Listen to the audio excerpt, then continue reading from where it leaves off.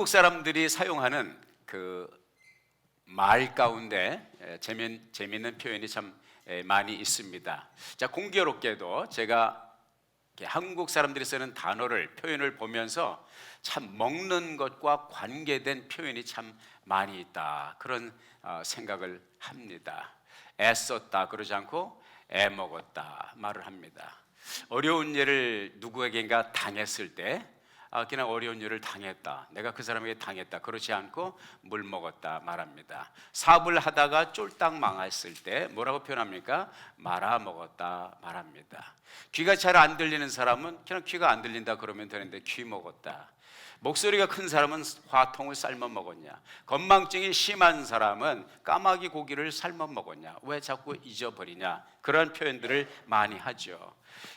어려운 빈민층을 말할 때 먹고 살기가 힘들다 말합니다. 중산층을 표현할 때 그냥 중산층, 괜찮게 사는 사람을 표현할 때 밥은 먹고 산다 표현합니다. 부유층, 상류층을 설명을 할 때 어떻게 묘사합니까? 밥술이나 먹고 산다. 전부 먹는 것을 통해서 보는 게 있습니다. 우리 한국 사람들 식당에 가서, 지금은 달라졌지만 오랜 동안 그랬어요. 한국 사람들 식당에 가면 메뉴를 보면 그 종업원에게 물어보는 것이, 중국 사람들은 맛있습니까? 물어봅니다. 일본 사람들은 프라이스, 가격이 얼마입니까? 한국 사람은 뭘 물어봅니까? 양이 얼마나 됩니까? 이거 먹으면 배가 부릅니까? 이렇게 표현을 하고 있습니다. 불합격했어요? 떨어졌어요? 미역국 먹었습니다. 남의 돈을 안 갚았어요? 띄워 먹었다고 말합니다. 경력을 말할 때도 내가 경력 몇 년이다 그렇게 하면 될 때 내가 짬밥이 몇 년인데 이렇게 예? 내가 미쳤냐 그렇게 표현하면 될 건데 내가 약 먹었냐, 예. 내가 우리 아버지에게 배운 첫 번째 수수께끼가 이거예요. 우리 아버지에게 배운, 이 세상에 태어나서 처음 수수께끼가 비뚤어진 항아리에 고기 한 첨 들은 것이 뭐냐, 혹시 아세요 여러분? 모르시는구나. 내가 늙긴 늙었나 봐.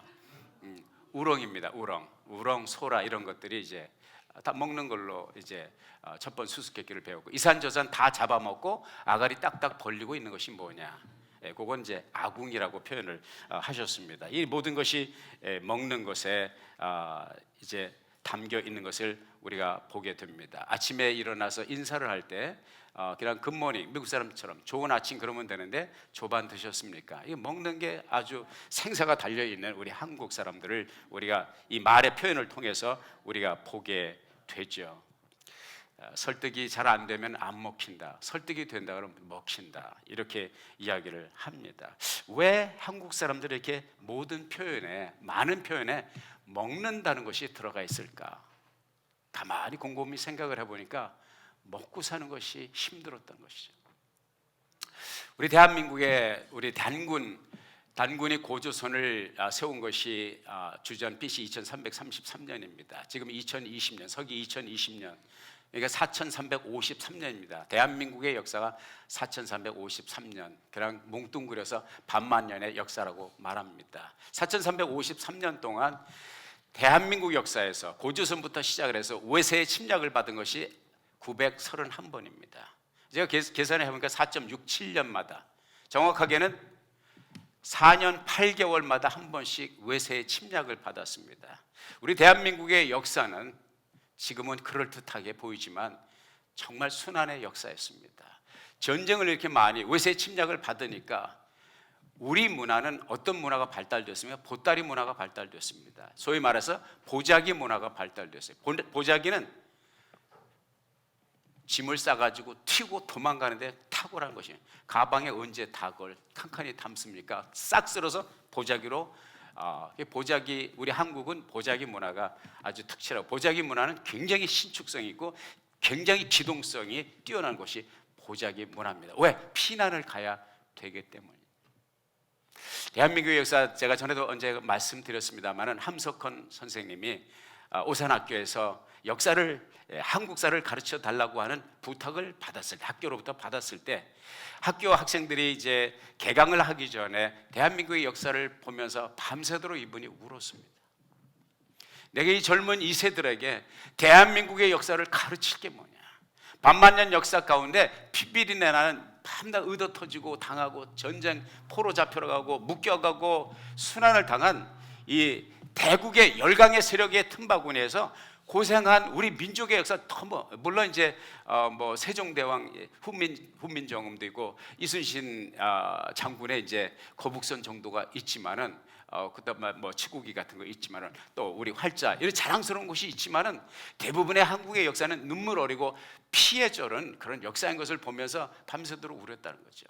내가 젊은이들에게 대한민국의 역사가 이렇게 자랑스럽고 이렇게 뛰어나고 이렇게 우리는 뛰어난 민족이라 뛰어난 국가라고 말할 것이 별반 없다는 그 피비린내 나는 역사를 보면서 이 함석헌 옹은 밤새도록 눈물을 흘렸다는 것이죠. 물론 그분이 이제 뜻으로 쓴 한국 역사, 뜻으로 본 한국 역사라고 하는 책 속에서 대한민국의 역사가 하나님의 주권, 하나님의 섭리 안에서 얼마나 위대하고 얼마나 포텐셜이 강한가 하는 것을 주장하고 있습니다만, 그러니까 힘드니까, 먹고 사는 게 힘드니까, 목구멍이 퍼드청이니까 모든 표현이 먹는 것과 연결이 되지 않았나 그런 생각을 해봅니다. 이러한 대한민국이 언젠가 변곡점을 맞이하였고 터닝 포인트를 맞이하였습니다. 그것은 오래전 얘기가 아닙니다. 현대사야. 근대사 말미 현대사에 우리 대한민국의 변화의 변곡점이 마련되었습니다. 그 변화의 역사, 그 거대한 물결과 같이, 거대한 파도와 같이 대한민국을 변화시킨 물결은 무엇입니까? 그것은 복음의 전례와 함께 시작이 되었습니다. 할렐루야. 우리 한국에 파송된 많은 선교사들이 대한민국에 처음에 왔을 때, 조선 말기에 또 대한민국에 왔을 때 한국이 너무너무 못 살았다. 서울이라고 하는 한양이면 대한민국의, 한국의 정말 수도 아닙니까? 한양의 길거리 그 대로에 소똥, 닭똥, 개똥, 사람 똥 때문에 발을 디디고 달릴 수가 없어서 살금살금 밤길을 걸어 다니듯이 발을 디뎌야만 되는 것이 바로 한국의 수도의 모습이었다는 것이죠. 그러한 대한민국이 어떻게 이렇게 살게 되었습니까? 어떤 사람은 이제 195개, 유엔에서 말하는 195개, 또 그 다음에 이제 그 말하면 이제 올림픽 수준으로 볼 때는 또 뭐 200개가 넘는다 그러죠. 그리고 아직 독립하지 못한 그런 나라까지 포함해서 세계 245개국입니다. 245개국 가운데 대한민국이 지금 경제적인 위치는 어디까지 왔습니까? 탑 10에 올라와 있습니다. 우리 하나님께 감사의 박수 한번 올려드립시다. 할렐루야. 그렇게 못 살고 그렇게 찌들은 대한민국의 반만년의 역사 가운데 이렇게 잘 산 역사는 없습니다. 이렇게 잘 살은 역사는 없습니다. 그래서 제가 말씀드린 대로 하나님께서 이 땅에, 우리 대한민국 땅에 복음을 심어 주시면서 하나님께서 하시는 일은 무엇입니까? 환경을 변화시키기 전에 하나님께서는 사람의 마음을 변화시키셨습니다. 1948년 5월 31일 재헌국회 제1차 대한민국 헌정 역사상 첫 번 국회가 열렸을 때 당시 임시의장으로 있었던 이승만 박사가 의장을 주관하면서 국회를 시작하면서 이렇게 선포합니다. 우리 먼저 하나님 앞에 기도하고 시작하겠습니다. 이윤영 의원 나오세요. 이윤영 의원이 누구예요? 목사님이었습니다. 그분이 나와서 대한민국을 위해서, 대한민국 국회를 위해서, 나라와 민족을 위해서 간절한 기도를 하나님 앞에 드리고, 그 기도문은 지금도 국회에 기록에 보존이 되어 있습니다. 그리고 대한민국은 수직 상승을 하게 되고 한강의 기적을 일으킵니다. 전 세계 가난한 나라들이 한국을 본받자 한국에 와서 어떻게 이렇게 잘 살게 되느냐 공부하고 가는 것이 대한민국이죠. 경제 탑 10에 올라가는 기염을 토하게 되었습니다. 하나님께서 한국의 환경과 한국의 경제 상황을 변화시키기 전에 복음을 통해서 한국 사람의 내면, 한국 사람의 마음을 변화시키셨죠. 저와 여러분은 늘상 아메리칸 드림을 추구하면서 옛날이나 지금이나 보다 나은 환경, 보다 나은 미래를 추구합니다. 그리고 하나님 앞에 기도하는 수많은 기도 제목은 우리의 문제를 해결해 달라고, 우리의 문제가 근절되게 해달라고 하나님 앞에 기도합니다. 그러나 하나님은 우리의 환경의 변화보다, 우리의 삶의 조건의 변화보다 하나님은 어디에 더 관심을 가지고 계시는지 아십니까? 저와 여러분의 내면의 변화, 사람 자체, 우리가 사는 환경을 바꾸시기 전에, 우리가 사는 환경의 조건을 바꾸시기 전에 하나님은 우리가 바뀌기를 원하십니다. 아멘입니까? 대한민국의 역사의 변화가 그러했던 것처럼 한 개개인의 역사의 변화는, 운명의 변화는, 진정한 변화는 밖에서 시작되는 것이 아니라 안에서 시작되는 것이죠. 오늘 로마서 12장 2절의 말씀은 바로 그것을 말씀을 해주고 있습니다. 어떻게 바뀔 수 있느냐? 우리가 먼저 바뀌어야 되는데 우리가 어떻게 바뀔 수 있느냐? 너는 이 세대를 본받지 말아라 이거예요. 이 세대를 본받지 말아라. 이것은 다분히 오해를 낳을 수가 있어요. 우리가 이 세대를 생각할 때에 보통 밖으로 드러나는 모습을 생각하게 됩니다. 이것은 교회 안에도, 교회 역사 가운데 많은 이제 갈등을 빚었어요.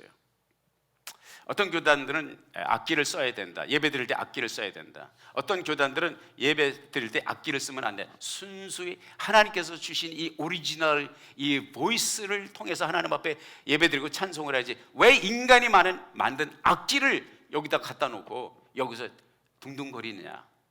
특히 이제 제이 버닌 먹이라고 하는 그런 이제 그 성경 추석, 성경 강에 탁월한 목사님이, 지금 이제 그분이 이제 고인이 돼 몇 년 전에 돌아가셨는데, 정말 미국에 있는 모든 크리스찬들이 모르는 크리스찬들이 그렇게 영향력이 컸던 분입니다. 그분도 한때는 그런 말을 했습니다. 교회에서 예배 시간에 드럼을 치는 것은 그 마귀짓이다 말했어요. 드럼 우리 교회 쳐요, 안 쳐요? 너무 멋있잖아요. 드럼 치시는 분이 너무 멋있잖아요. 예. 우리 드럼 치시는 분이 한 분이 아주 고수가 있는데 요즘 휴가를 떠나셔가지고 드럼 너무너무 좋아요. 근데 불과 얼마 전까지만 해도 더 드럼을 교회에서 치는 것은 마귀짓이다. 무슨 얘기입니까? 우리가 때때로 혼동하는 것은 문화와 신앙을 혼동할 때가 있습니다. 우리 하나님 앞에 거룩한 것을 밖으로 드러나는 것으로 표현할 때가 많이 있단 말이에요. 여러분, 밖으로, 이게 이제 신앙생활에 있어서 큰 문제를 야기했던 게, 예수님 계실 때 서기관과 바리새인들, 제사장들, 그들은 자타가 공인하는 하나님 앞에 거룩한 사람들이었습니다. 그런데 문제는 뭐예요? 예수님이 보실 때는 아니었다는 거죠. 너희들이 제일 더럽다, 너희들이 제일 거룩하지 못하다. 그들은 요즘 말로 하면 목사님이 성경을 가슴에 품고 다니듯이 너무나도 절제된 얌전한 모습으로, 점잖은 모습으로 걸어가는 그 모습에서 거룩한 향내가 나지 않습니까? 이렇게 생각했던 사람들이 바리새인들이에요. 너희는 회칠한 무덤이다, 너는 외식하는 자들이다. 왜? 하나님 앞에 거룩하고 하나님 앞에 변화된 모습은 내면의 변화가 아니라 밖으로 드러나는 변화로 착각을 했기 때문에, 밖으로 드러나는 거룩한 모습이 내면의 거룩한 모습으로 착각을 했더니 지금 이 시대도 안타깝지만 똑같은 현상이 벌어지고 있어요. 척 스미스 목사님이 그런 얘기를 해요. 척 스미스 목사님은 이 시대가 난 20세기에 난 위대한, 미국이 낳은 위대한 목사님이시고 교계 지도자셨습니다. 여기 가까운데 그 코스타메사에도 칼브리 채플이라고, 칼브리 채플 굉장히 그 브랜치가 많습니다. 거기도 뭐 몇만, 교인이 몇만 명 됐죠. 그 정도로 교세가 확장됐는데, 그 교회가 이제 작은 교회에서 확장해 가면서 교회에 문제가 생겼어요. 무슨 문제가 생겼냐면, 교회 청년들이 들어오는데 청년들이 쓰레빠를 질질 끌고 들어와요. 통기타 메고 저기 헌팅턴 비치, 라구나 비치, 여기 뉴포트 비치에서 그 당시 히피족들이 바닷가에 가서 해변의 노래를 부르고 마음이 좀 착잡하고 마음이 컬컬해가지고 교회 와서 영적인 것을 얻으려고 이렇게 들어오는데, 집에 가서 옷을 좀 깨끗하게 갈아입고 구두 신고 신발 신고 오면은 얼마나 좋아. 그냥 맨발로 쓰레빠 신고 해변에서 있다가 그 통기타 메고 교회로 오니까 그때 당시 그 교회가 카페트를 새로 깔았어요. 새로 깔았는데 이게 이제 교회 장로님들이 이제 이마살이 찌푸러지기 시작합니다. 왜? 죄송합니다. 세속적으로 표현해. 젊은 것들이 싸가지 없는 것들이 오는데 교회를 엉망진창으로 만들어 놓은 거예요. 도무지 하나님 앞에 예배하는 모습이라고는 볼 수 없는 금 쫙쫙 씹으면서 교회로 들어올 때 아니 실질적으로 카펫이 지저분해지니까 이 장로님들이 목사님, 척스미스 목사님 보고만 계실 겁니까? 저 싸가지 없는 것들을 보고만 계실 것이 이거 교회 카펫 이거 얼마 주고 깔은 건데 제재를 하십시오. 내쫓으시든지 엄하게 하십시오. 그때에 척스미스 목사님이 장로님 저에게는 카페트보다도 저 젊은 청년들의 영혼이 더 소중합니다. 스레바를 끌고라도 발에 모래를 묻히고라도 하나님의 집에 들어오는 저들의 모습이 너무 아름답지 않습니까? 우리 주님이 너무 좋아하시지 않겠습니까? 카페트가 아깝다면 나는 카페트를 다 제거하기를 원합니다. 우리 카페트 다 제거하고 그냥 날바닥에서 청년들과 함께 예배 드립시다. 여러분, 진정한 거룩은 무엇입니까? 이 시대에 우리 교회가 이 시대를 품을 수 있는 교회가 되려면 열린 마음을 가져야 돼요. 아멘. 사랑의 마음을 가져야 돼요. 아멘. 외모가 아닌 내면 세계 변화를 추구해야 돼요. 그러니까요, 이 척스미스 목사님이 이렇게 줏대 없고 주관이 뚜렷하지 못하고 그냥 티묘하게 교회를 아이들을 잡지 못한다고 얘기했지만 바로 그때 그 쓰레빠를 싣고 통기타를 들고 있는 청년들이 어떻게 되냐? 변화되어서 그들 중에서 수많은 목사들이 나왔어요. 그들이 나가서 교회를 개척하고 1000명, 2000명 교회를 세웠습니다. 여러분, 변화는 밖으로 드러나는 모습 속에서 있는 것이 아닙니다. 내면에 하나님의 사랑이 스며들어갈 때, 그러니까 우리 교회 문을 열고 들어오는 그 젊은들이 우리가 볼 때 저 싸가지 없는 이렇게 보일지라도 그들을 사랑으로 품을 수 있어야 됩니다. 알레, 너 잘 왔다. 너 잘 왔다. 너 그 꼴이 뭐냐? 청바지 찢어지고 너 그래가지고 하나님의 예배를 받아. 여러분, 하나님의 생각은 우리의 생각과 다릅니다. 찢어진 청바지를 입고 머리를 무학을 하고 물감을 들이고 오든지 하나님 앞에 왔다는 것이 소중해요. 그래도 우리가 그들을 쫓아낼 수는 없지요. 하나님께서 우리들에게 이 세대를 본받지 말라고 하는 것은 그런 문화를 말하는 것이 아닙니다. 이 세대에 아이온이라고 하는 표현이 이 세대, 시대라고도 할 수도 있고 에이지 혹은 제너레이션 혹은 월드, 세상이라도 표현할 수 있는 이 세대를 본받지 말라는 것은 김영석 교수님이 말씀하신 대로 가치관입니다. 우리가 세상을 본받지 말라는 것은 세상의 가치관을 본받지 말라는 거예요. 세상 사람들의 인생관, 세상 사람들의 세계관을 답습하면 안 된다는 거예요. 왜냐? 세상에 있는 것은 요한에서 2장에 말씀하고 있는 것처럼 이 세상에 있는 모든, 이 세상이나 이 세상에 있는 것들을 살아가지 말라. 이 세상에 있는 모든 것이 육신의 정욕과 안목의 정욕과 이생의 자랑이니 이것은 다 아버지께로 쫓아온 것이 아니요 세상으로부터 쫓아온 것이라 한 이것은 세속적인 인생관, 가치관, 세계관을 말합니다. 세상 사람들의 가치관은 무엇입니까? 황금만능주의입니다. 배금 사상입니다. 쾌락추구의 추구입니다. 이런 걸 본받지 말라는 거예요. 안 그렇으면 우리는 여기 왜냐하면 바에 가도 캬바라에 가도 락 콘서트 밴드에 가도 드럼 치잖아요. 교회가 그 드럼을 친다는 건 세속을 본받는 게 아니에요.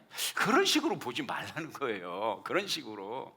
이 악기는 너무 소중한 거예요. 피아노 너무 소중한 거예요. 우리가 하나님 앞에 동원할 수 있는 시편에 뭐라고 말씀하고 있습니다. 너희가 가진 모든 악기를 동원하여 하나님 앞에 영광 돌리라. 빨래판을 두드릴지라도 우리 하나님께 영광이 된다면 우리가 얼마든지 찬양할 수 있는 것이죠. 이 세대를 본받지 말고 어떻게 하냐? 두 번째는 마음을 새롭게 하래요. 마음을 새롭게 하여 be transformed by renewing of your mind. 마음을 새롭게 함으로 변화를 받아. 이게 무슨 말입니까? 우리가 추구해야 될 것은 내적인 변화라는 것이죠. 아까 말씀드린 대로 우리 사람은 환경의 변화를 추구하지만 하나님은 우리 내면의 변화를 더 중요하게 생각하고 우리의 사람됨의 변화가 더 중요한 것입니다. 여러분 그거 아십니까? 컴퓨터를 쓰신 분은 아실 거예요. 하드웨어가 아무리 업그레이드 되어도 소프트웨어가 업그레이드 되지 않으면 아무 소용이 없습니다. 아무리 기가 막힌 집체 많은 컴퓨터를 갖다 놔도 그 안에 들어가는 소프트웨어가, 내용물이, 프로그램이 변화가 되지 않으면 아무 소용이 없다는 거예요. 우리의 변화는 밖으로부터 오는 것이 아니라 안에서부터 생성, 이것이 주님께서 우리들에게 주시는 도전의 말씀인 것이죠. 우리 대한민국이 잘 살기 위해서 한 가지 기적이 만들어진 것은 소프트웨어의 변화입니다. 잘 살아보세요. 할 수 있다. 할 수 있다? 해보자. 이 내적인 변화, 이 내면 세계의 변화가 그 환경의 변화를 만들어 내었던 것이죠. 우리가 이 세대를 본받지 않고 내면의 세계, 우리의 마음의 변화를 위해서 우리가 추구해야 될 것이 무엇입니까? 첫째는 이 마음의 변화가 중요하다는 것. 그 잠언서 4장 23절에 보면 무릇 지킬 만한 모든 것보다 내 마음을 지키라. 생명의 근원이 이에서 남이니라. 사람의 생명이, 사람의 운명이 이 마음에 있다는 거예요. 마음에 있다는 게. 세상의 환경이 아무리 좋아도 마음의 눈이 뜨지 않으면, 마음이 변화되지 않으면 변화 기대할 수가 없어요. 제가 좋아하는 그 이효선 작사, 한영희 작곡의, 여러분 다 잘 아시는 노래죠. 우리 동요 어린아이들이 부르는, 초등학교 때 배웠던 노래. 우리들 마음에 빛이 있다면 여름에 바랄 거예요. 산과들도 나무도 파란 잎으로 파랗게 덮인 속에서 파란 하늘 보고 자라니까요. 2절에 우리들 마음에 빛이 있다면 겨울엔 하얄 거예요. 산도들도 지붕도 하얀 눈으로 하얗게 덮인 속에서 깨끗한 마음으로 자라니까요. 이 노래가 굉장히 센세이션을 일으키고 일제 강점기 때에 만들어진 노래로 알고 있어요. 일본 사람들도 이게 너무 좋아서 일본에 있는 학교 수천 개 학교에 지정곡이 되었어요. 이 정도로. 그 무엇입니까? 인간이 내면 세계가 얼마나 중요한가. 산이 푸르고 들이 푸르고 눈이 덮여도 우리 안에 있는 심한 마음의 눈이 열리면 안 보이는 것이죠. 안 보이는 것이죠. 그래서 주님은 우리들에게 내면 세계, 마음의 변화를 추구하라고 말씀하셨습니다. 그래서 우리가 해야 될 두 번째는 무엇입니까? 우리의 정체성을 알아야 돼요.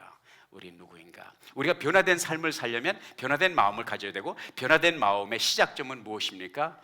우리는 그리스도 안에서 새로운 사람이라는 거예요. 그러니까 제가 자주 드는 인용구이지만 베드로전서 2장 9절에 오직 너희는 택하신 족속이요 왕 같은 제사장들이요 거룩한 나라요 그의 소유된 백성이니 너희를 어두운 데서 불러낸 자의 아름다운 덕을 선전하게 하려 하십니다. 우리는 그런 사람들이라는 거예요. 그런데 그 베드로전서 2장 9절 앞부분에 보면 베드로가 왜 그런 말씀을 하고 있는지 그 말씀을 해주고 있어요. 뭐라고 말씀하시냐면은 그러므로 2장 1절에 베드로전서 2장 1절에 그러므로 모든 악독과 모든 계율과 외식과 시기와 모든 비방하는 말을 버리고, 이게 누구에게 한 편지? 믿는 사람들에게 한 거예요. 그 믿는 사람들에게 이러한 구태가, 이러한 옛 습관이, 이러한 옛 문화가 남아있다는 것이에요. 너희는 그런 사람들이 아니다, 지금 이것을 말해주고 있어요. 그러면서 2절에 가난한 아이들같이 순전하고 신령한 젖을 사모하라. 이는 이로 말미암아 너희로 구원에 이르도록 자라게 하려 함이라. 3절에 베드로전서 2장 3절에 너희가 주의 인자하심을 맛보았으면 그리하라. 너희가, 요거는 이제 10절 말씀이에요. 너희가 전에는 백성이 아니더니 이제는 하나님의 백성이요 전에는 긍휼을 얻지 못했더니 이제는 긍휼을 얻은 자들이다. 너희가 너희가 예수 안에서 어떤 사람이 되었는가 하는 그 정체성을 확실히 하라는 거예요. 마치 이렇게 예를 들어볼 수가 있겠죠. 어떤 왕이, 임금님이 시차를 나가다 다리 밑에 너무 가난하고 너무 찌들고 너무 불행한 한 소년을 만납니다. 그 소년의 마음이 가고 정이 가서 지금 상황은 너무 안 좋지만 이 아이를 궁궐로 데려옵니다. 그리고 너는 오늘부터 내 아들이다. 내가 너를 입양한다. 졸지에 수직 상승, 왕의 아들 왕자가 되었어요.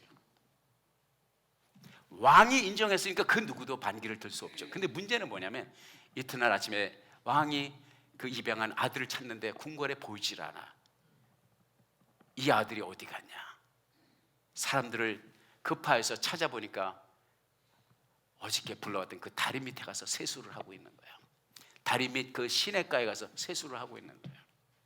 지금 바울이 베드로 사도가 성도들에게 한 편지는 이게, 당신이 이제 다리 밑에 가서 세수를 할 사람들이 아닙니다. 당신은 궁궐에 입구를 했고 왕의 아들, 하늘과 땅의 주인이신 하나님 아버지의 입양된 아들과 딸이 되었습니다. 여러분, 궁궐에 사는 사람들입니다. 왜 다리 밑으로 갑니까? 그 얘기거든요. 옛 습관을, 세속적인 것을 벗어버리고 이제는 왕의 아들과 같이, 왕의 딸같이 살으라는 것이에요. 그건 무엇입니까? 정체성을 확고히 하라는 거죠. 같이 해봅시다. 나는 하나님의 아들입니다. 다시 한번 합시다. 나는 하나님의 딸입니다. 한 번 더 합시다. 나는 왕자입니다. 나는 공주입니다.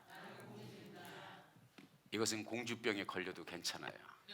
공주병에 걸려도 괜찮아요. 우리는 하나님의 공주고 우리는 하나님의 왕자입니다. 이 정체성을 확고히 하라는 것이죠. 두 번째 우리에게 필요한 것은 바울을 통해서 우리에게 주시는 것은 뭐냐면 마귀의 거짓에 속지 말라는 것입니다. 마귀의 거짓에. 마귀가 우리들의 삶을, 태초 우리 조상 때부터 시작을 해서 멀쩡하게 에덴 동산에서 행복하게 사는 그 부부를 인생의 처참한 나락으로 떨어뜨린 그 방법이 뭐예요? 거짓말이거든요. 마귀는 처음부터 거짓말하는 자라고 그랬어요. 그리고 그 거짓말, 그 스트래터지, 그 방법, 그 수단은 지금도 it works very well. 마귀가 뿌리는 거짓말, 마귀가 나누는 거짓말, 마귀가 우리의 생각 속에 집어넣는 거짓말은 지금도 워킹이 잘 되고 있습니다. 수많은 사람들이 마귀가 뿌리는 이 거짓 정보와 거짓말에 속아서 인생을, 하나님의 축복을 누리지 못하고 지옥과 같은 인생을 사는 경우가 많이 있습니다. 우리 하나님은 우리들에게 너는 나의 택한 아들이야. 너는 왕같은 제사장이야. 거룩한 나라요. 하나님께서 우리에게 말씀을 주셔요. 근데 마귀는 무슨 말을 하는지 알아요? 너 같은 게 무슨 예수를 믿어? 너 같은 게 무슨 하나님의 사랑을 받아? 너 같은 죄인이 어떻게? 아니, 예수님도 한두 번은 용서해 주시면 너 지금 몇 번째냐? 너는 안 돼. 요거 누가 뿌리는 생각이? 요거는 마귀가 뿌리는 생각입니다. 너는 못생겨도 너무 못생겼어. 거울을 보는 여러분에게 오늘 아침에도 속삭이는 마귀의 거짓말은 바로 그런 거짓말입니다. 여러분, 주의 이름으로 부탁드립니다. 거울을 볼 때마다 이렇게 말할 수 있기 바랍니다. 너무 잘생겼어. 너무 잘생겼어. 한번 해보시라니까. 같이 해봅시다. 너무 잘생겼어. 너무 잘생겼다는 그 표준이 어디에 있습니까? 세속의 표준을 따르지 말라는 거예요. 우리의 하늘 아버지의 스탠다드에 따르라는 거예요. 우리 하나님께서 우리들에게 가르쳐 주신 스탠다드는 무엇입니까? 고슴도치도 제 새끼가 뭐 하다고요? 이쁘다. 좀 더 시적으로 표현하면 함함하다. 이렇게 표현해. 고슴도치도 제 새끼는 함함하다. 고슴도치도 제 새끼를 이쁘게 보는데 아들을 보내셔서 물과 피를 쏟으시고 희생해 그가 가지고 있는 모든 대가를 치르신 우리 하늘 아버지께서 우리를 지으시고 거울 앞에 있는 우리를 바라보실 때 우리 하나님이 어떤 심정으로 바라보실까요? 너는 걸작이야. 너는 마스터피스야. 하나님의 생각과 하나님의 약속과 하나님의 마인드로 여러분과 저의 소프트웨어를 바꿔야 됩니다. 이것이 내적인 변화고 이것이 마음이 변화되는 것이죠. 제가 좋아하는 목사님 가운데 미국 목사님 로버트 모리스라고 하는 목사님이 계세요. 아주 대형교회 하시는 목사님인데 말씀도 너무 좋으세요. 그 목사님이 간증을 하더라고요. 자기는 어려서부터 잘 넘어지고 잘 다쳤대요. 늘 골절상, 뼈 부러지고 팔 부러지고 다리 부러지고 발목 부러지고 너무너무 그래서 자기는 평생 어떤 고정관념을 가지고 살았냐? 난 잘 부러지는 인생이다.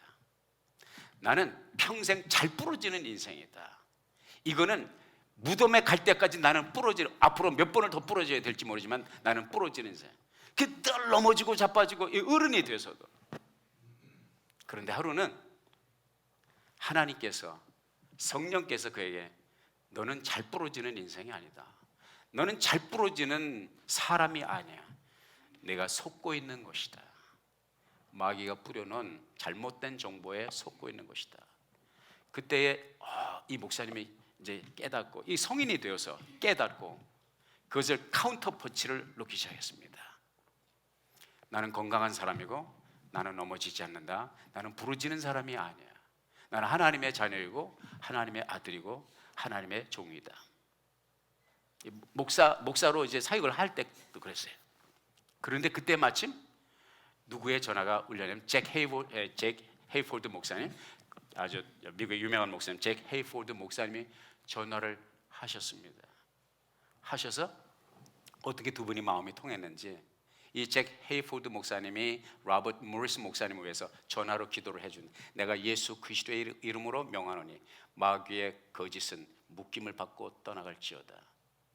부러지는 인생이라고 착각하게 하는 거짓 정보를 뿌려놓은 악한 원수마귀의 예수의 이름으로 묶노니 떠나갈지어다. 그리고서 그 목사님이 예언했어요. 우리 목사님은 부러지는 사람이 아닙니다. 하나님이 목사님의 뼈를 지켜주실 것입니다. 이 기도하고요, 지금 한 20년 정도 됐나? 그가 평생 16번을 골절상을 입었어요. 갈비뼈 부러지고, 어깨 부러지고, 손목 부러지고, 발목 부러지고 18번을 골절상을 입어서 병원에 입원했어요. 그 뒤로 한 번도 넘어져 다친 적이, 뼈가 상한 적이 없어요. 할렐루야. 지금도 마귀는 우리들에게 수많은 부정적인, 안 된다, 이것이 내 팔자다, 이것이 내 운명이다 말을 뿌리고 다니는 그 마귀의 거짓을 예수의 이름으로 물리치기를 당부드립니다. 그리고 마지막으로 우리가 필요한 것은 뭐냐? 하나님의 진리의 말씀으로 채우는 거예요. 진리의 말씀으로, 마귀의 거짓이 아니라 진리를 알지니 진리가 너희를 자유케 하리라 주님께서 말씀하셨죠. 이 진리는 우리의 내면 세계의 건강식입니다. 여러분, 건강하려고 얼마나 먹는 거 잘 챙겨요. 요즘에 너무너무 이게 평균 그 에버리지 그 의학 수준이, 상식이 올라가서 몸들 잘 챙기잖아요. 음식 가려 먹고 몸에 안 좋은 거 되도록이면 제거하고. 근데 여러분, 우리가 잘 살려면, 행복하게 살려면 음식만 가려가지고 안 돼요. 우리의 마음에 들어가는 양식을 가려 먹어야 돼요. 아멘. 세상에는 우리의 내면 세계를, 우리의 마음을 파괴하는 쓰레기 같은 양식들이 너무너무 많이 있습니다. 좋은 양식으로, 마음의 양식을 다이어트를 해야 됩니다. 그 다이어트 가운데, 건강식 가운데 제일 좋은 다이어트가 뭐예요? 하나님의 말씀입니다. 이 하나님의 말씀을 부지런히 섭취하는 저와 여러분이 되기를 바랍니다. 다윗이, 이제 말씀 맞춰갑니다. 다윗이 일평생 살면서 고생 많이 했잖아요. 왜 고생했어요? 도망자로, 피난민으로, 도주자로, 레퓨지로 살아갔어요. 국내에서 견딜 수 없어서 남의 나라 국경선까지 넘어가서 미친 짓까지 하면서 자기 목숨을 부지하기 위해서, 언제 어느 놈이 내 뒤에 칼을 꽂을지, 화살을 꽂을지, 창을 찌를지 알 수 없는 그런 참 어두운 긴 터널을 이 다윗이 지냈죠.